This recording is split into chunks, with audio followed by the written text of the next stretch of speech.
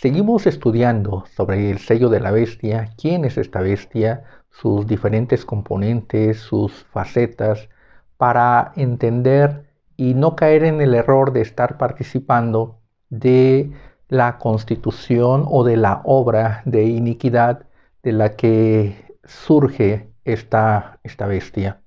Apocalipsis 13 nos habla de que es una bestia que tiene 7 cabezas.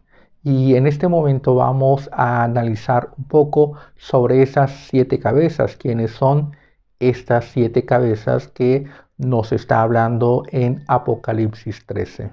Nos dice Apocalipsis 13:1, me paré sobre la arena del mar y vi subir del mar una bestia que tenía 7 cabezas y 10 cuernos, y en sus cuernos 10 diademas, y sobre sus cabezas un nombre blasfemo. Esto es lo que nos está revelando el Espíritu Santo a través del apóstol Juan, de cómo surge esta bestia. Y aquí nos está hablando que tiene 7 cabezas.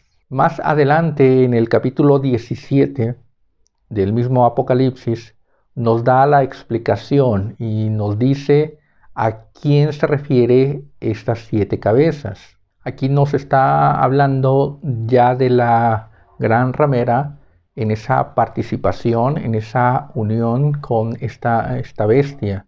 Por eso es que debemos de tener cuidado. Sabemos que la gran ramera representa esa iglesia apóstata, la iglesia que deja la fe, la iglesia que deja de seguir a nuestro Señor Jesucristo, que deja el camino del Evangelio, que deja toda esa disposición de Dios para salvar y comienza a actuar de forma independiente siguiendo su propio camino y aquí siguiendo el camino de la bestia. El Evangelio de nuestro Señor Jesucristo nos muestra un camino de salvación. Y aquí vemos a esta gran ramera que sigue el camino de la perdición. Y ese camino de la perdición es sobre esta bestia. Por eso es que debemos de tener ese cuidado para no caer en ese error de pensar que estamos caminando esa senda de salvación, pero que en realidad estamos caminando en una senda de perdición, de maldición, en esa unión con esta bestia. Entonces aquí nos dice Apocalipsis 17:7, el ángel me dijo, ¿por qué te asombras? Yo te diré el misterio de la mujer y de la bestia que la trae, la cual tiene las 7 cabezas y los 10 cuernos. La bestia que has visto era y no es, y está para subir del abismo e ir a perdición, y los moradores de la tierra, aquellos cuyos nombres no están escritos desde la fundación del mundo en el libro de la vida, se asombrarán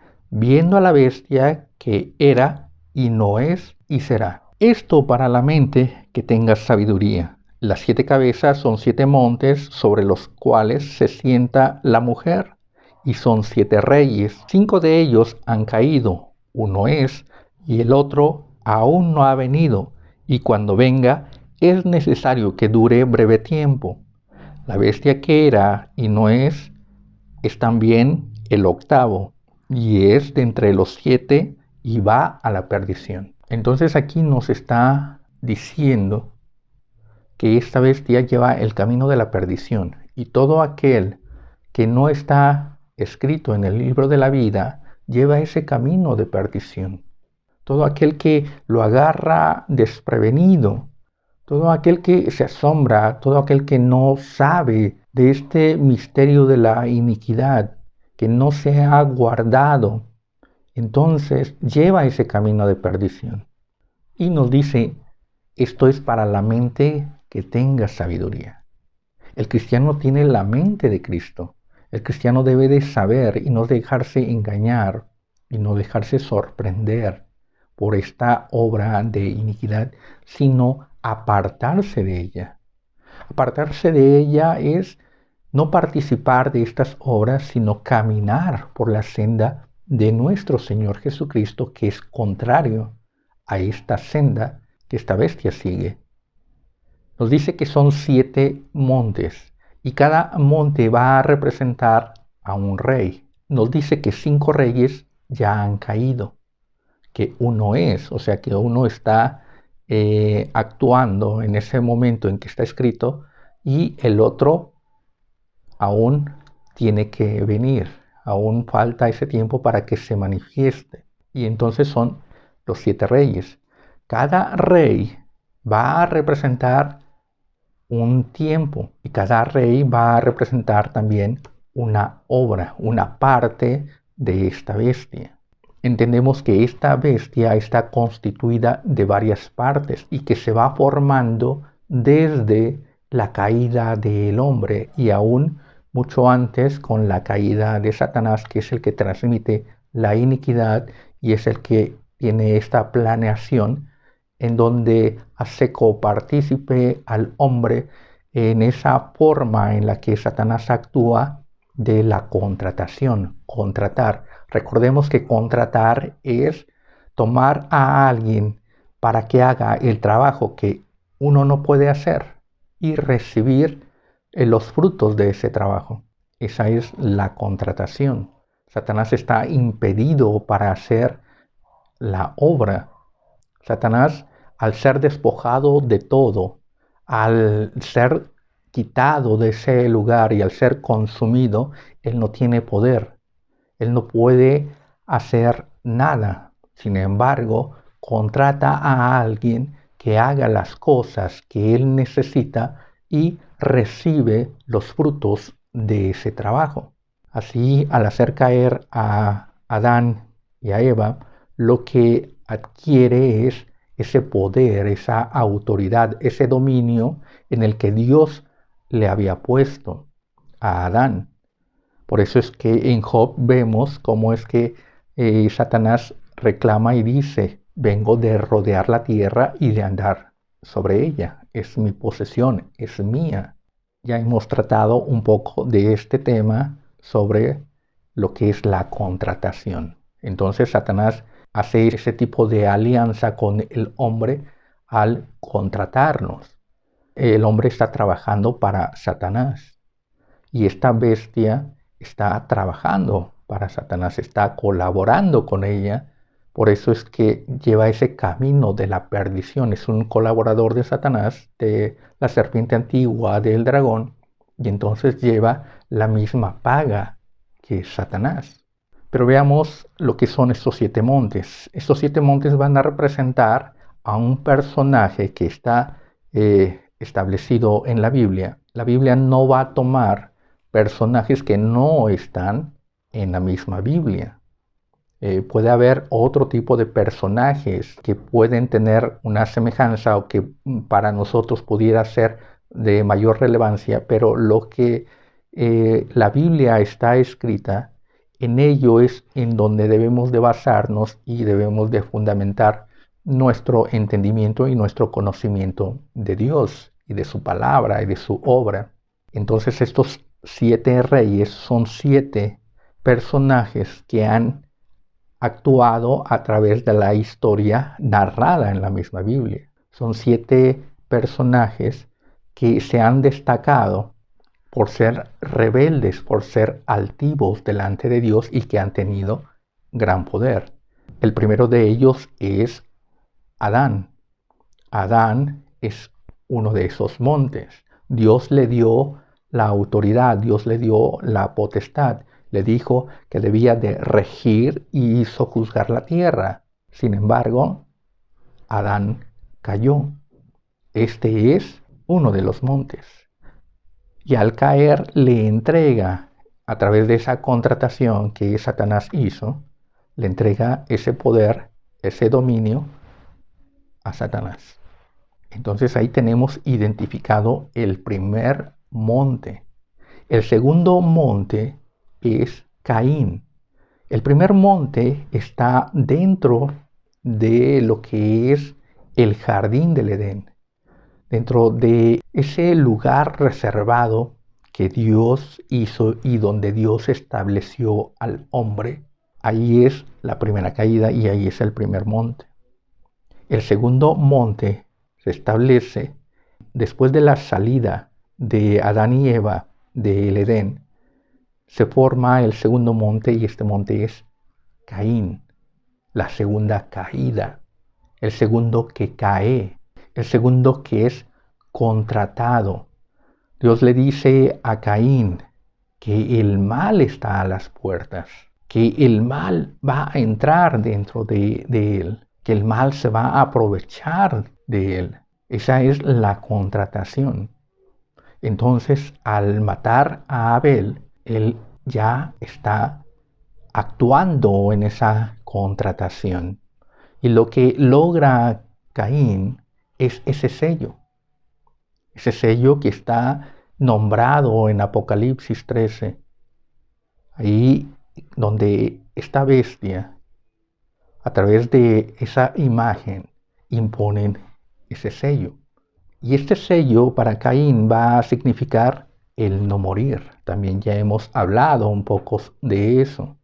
El convertirse en ese ser tipo virus que se les denomina espíritus inmundos, que son seres que ni están vivos ni están muertos, no se les puede catalogar y no tienen un cuerpo, no tienen esa función biológica y son considerados y actúan como esa forma de un virus. Entonces el logro de Caín en esa caída es lograr que Dios le dé una cierta protección. Ese sello es donde dice que ciertamente no cualquiera que halle a Caín lo puede matar. Esa le da cierta inmunidad, no cualquiera, sino que tiene que ser alguien específico. Y sabemos que esa persona específica es nuestro Señor Jesucristo. Por eso es que a través de la historia bíblica, a través de la historia del hombre, se trata de quitar, impedir el nacimiento de nuestro Señor Jesucristo, impedir la manifestación de nuestro Señor Jesucristo. Por eso es que los demonios siempre decían: has venido a atormentarnos antes de tiempo. No es tu tiempo. Hay un tiempo, hay una forma. Es algo específico, no puede ser en cualquier momento, en cualquier lugar, con cualquier elemento, sino que tiene que ser una forma específica. Ese es el logro del sello de Caín, que él no puede morir, sino de una forma específica. Por eso es el impedimento para que nuestro Señor Jesucristo se manifieste y se manifieste en gloria. El tercer monte es Nimrod. Nimrod actúa después del diluvio, en donde tras este diluvio se manifiesta Nimrod, que nos dice la Escritura que es el primer poderoso de la tierra y que comienza su reino en Babel, Erech, Akal y Cadne. Entonces, este es el primer poderoso del que se dice que fue poderoso cazador delante de Jehová, delante de Dios. Este no era un cazador común, no era un cazador normal, sino que era ese que se adelanta para quitar la presa. Dios tiene sus planes, Dios tiene establecido su obra, Dios tiene establecido lo que va a hacer, tiene su camino que va a desarrollar. Lo que hace Nimrod es adelantarse a el proyecto de Dios, adelantarse y tomar la presa. Nos dice que eran nómadas que buscaban una tierra, estaban buscando y hallaron una tierra en la llanura de Sinar, desde donde ellos establecieron esa construcción que es de Babel, que nos dice: hagamos una torre, la cual sea alta, que llegue hasta el cielo, y hagámonos un nombre.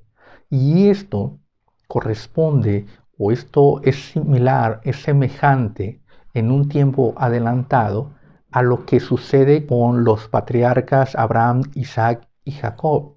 A Abraham se le dijo que dejara su tierra y su parentela y fuese a la tierra que Dios le daría. Entonces aquí Dios le está prometiendo una tierra y lo lleva a esa tierra. En esa tierra vemos con Jacob que él al pasar por esa tierra, en esa ciudad llamada Luz, él tiene ese sueño donde ve una escalera que llega hasta el cielo, en esa misma semejanza, donde en lo alto está Dios. Y posteriormente de ahí recibe un nombre. Es lo mismo en ese tiempo adelantado que proyecta Nimrod. Ese es el poderoso cazador, aquel que toma, que se adelanta a tomar y a hacer algo semejante. Y hacer algo semejante lleva hasta hacer y lograr la manifestación del mismo anticristo, lo opuesto totalmente. Entonces este es el tercer monte. El cuarto monte es Faraón. Faraón, aquel que gobernó Egipto y aquel que impedía la salida del pueblo de Israel hacia la tierra prometida. Es aquel que impide, es aquel que se opone, es aquel que se adueña de la vida, se adueña de las personas y les impide caminar y les impide avanzar en seguir a Dios, en adorar a Dios y en obedecer a Dios. Es el que se opone y está impidiendo esa relación y esa obediencia delante de Dios. Es aquel que se opone a que los planes de Dios se manifiesten y se desarrollen. Es aquel que se opone totalmente y desconoce a Dios. Faraón dijo, ¿quién es Dios? Yo no conozco a ese Dios, yo no conozco a ningún Dios. Yo no tengo por qué obedecerle. Y estas personas y estas almas son mías y a mí me pertenecen y yo decido lo que voy a hacer con ellas. Este es el cuarto monte. El quinto monte es Nabucodonosor. En Nabucodonosor ya se tiene toda esa planeación, ya se tiene toda esa estructura donde se manifiesta ese diseño de la iniquidad en la forma de esa estatua, en la forma de esa imagen y en la forma de Nabucodonosor mismo. Él tiene ese sueño de esta imagen de lo que son los 4 imperios, lo que es la estructura de poder de esta imagen que corresponde a la bestia. Pero también con Nabucodonosor vemos que su soberbia, toda esa altivez, el no darle la gloria a Dios y no reconocer a Dios, le convierte su corazón de carne, de corazón de hombre, en un corazón de bestia. Y le da esa transformación como si fuese una bestia. Nos dice que su cabello creció tanto como si fuesen plumas de un águila y también sus uñas crecieron y estuvo comiendo y viviendo como un buey durante 7 años, durante 7 tiempos. Entonces vamos viendo esta construcción, esta constitución y lo que tienen en común es esa soberbia. Lo que tienen en común es desechar la voluntad de Dios, es actuar en su propia voluntad, es actuar conforme a sus propios gustos, conforme a su soberbia. Dios le dijo a Adán que no comiese del árbol de la ciencia del bien y del mal.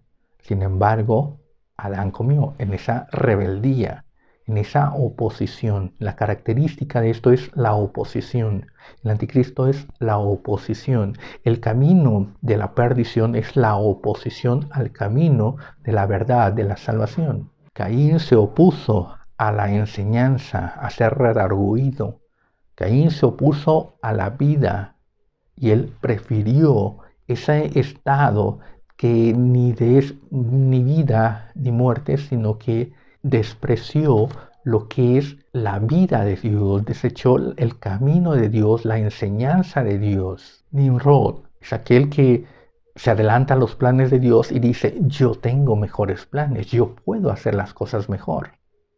Esta es una tierra mejor donde construir. Este es un elemento mejor para adorar, este es un elemento mejor para hacer las cosas, para lograr mis propósitos. Entonces ahí se va relacionando y se van integrando todo ese camino de iniquidad, toda la oposición, la rebeldía, la desobediencia. Y estos son los montes que van cayendo. Estos son los 5 reyes que ya han caído. Esos son los 5 montes que ya han caído. Nos dice que uno es.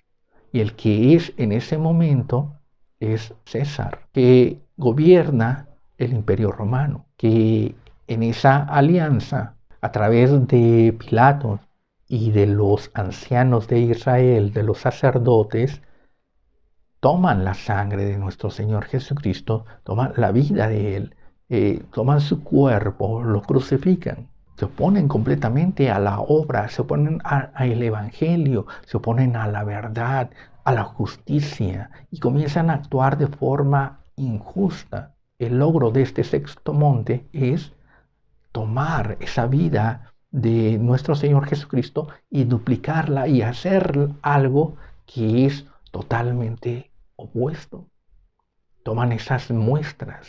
La contratación trata de tomar, de hacerse de algo que uno no tiene y de tratar de duplicarlo. Con Faraón vemos como esos brujos, como esos sacerdotes duplican las hazañas, duplican la obra de Dios, los milagros de Dios, los duplican en esa mentira o en esa forma de manejar la ciencia. Duplican todo lo que es de Dios. La bestia tiene esa función, tiene ese origen de tomar y duplicar para contrarrestar la obra de Dios a través de Jesucristo. Y entonces se forma ese anticristo, ya tiene todos los elementos para formar al anticristo. Y el séptimo monte es la manifestación del anticristo. Ya se tomaron todos los elementos de antes. Se tomó el poder, la autoridad dada a Adán, ese cerco dado a Caín. Se tomó todo ese proyecto donde Nimrod se hizo de todos los planos y el diseño de Dios para duplicarlo. Y se toma también esa capacidad de mutar, esa capacidad de confrontar, esa capacidad de una acción genética que va a garantizar una permanencia en el poder, no siendo aptos o no siendo dignos. Con Nabucodonosor vemos como él siguió, se le guardó ese reino y se le siguió respetando como un rey, a pesar de no estar en sus cabales, a pesar de no tener esas cualidades necesarias o no ser un hombre, y entonces era un rey bestia, en donde no era un hombre, sino una bestia. Y ese proyecto y ese diseño de esa estatua, toda esa sabiduría, porque dice que Nabucodonosor era un hombre muy sabio, manifestado en todo lo que hacía. Entonces con el monte que representa a César, se toma toda esa genética, todas esas cualidades y se duplica a nuestro Señor Jesucristo ya para formar directamente lo que es el anticristo, de esa forma artificial, de esa forma armada, donde desde un principio se planeó que a través de la ciencia se alcanzase sabiduría, que nos dice que vieron al árbol que era codiciable para alcanzar sabiduría. A través de la ciencia, el hombre piensa que va a alcanzar la sabiduría y alcanzando la sabiduría logra la vida eterna, logra vivir por siempre, logra mantenerse a pesar de lo que suceda, a pesar de la destrucción, a pesar de todo lo que pueda venir, toda la maldición, a pesar de todos los juicios que Dios pueda mandar, vivir y mantenerse en esa burbuja, como se mantuvo Adán, Caín, Nimrod, Faraón, Nabucodonosor, César. Ninguno murió directamente de la mano de Dios, sino que todos permanecieron, a pesar de ser fuertes opositores, a pesar de estar en contra de los planes de Dios y a pesar de hacer sus estragos delante de Dios. Estos son los 7 reyes. de toda esa soberbia, de todo ese orgullo, de lo que debemos de guardarnos. Y debemos de caminar con Dios. Debemos de dejar esos modelos, debemos de dejar esas andanzas, esos principios, esos pensamientos y centrarnos en caminar con aquellos que fueron agradables delante de Dios, aquellos que fueron obedientes delante de Dios. Un Abel, un Abraham, un Noé, fueron agradables delante de Dios.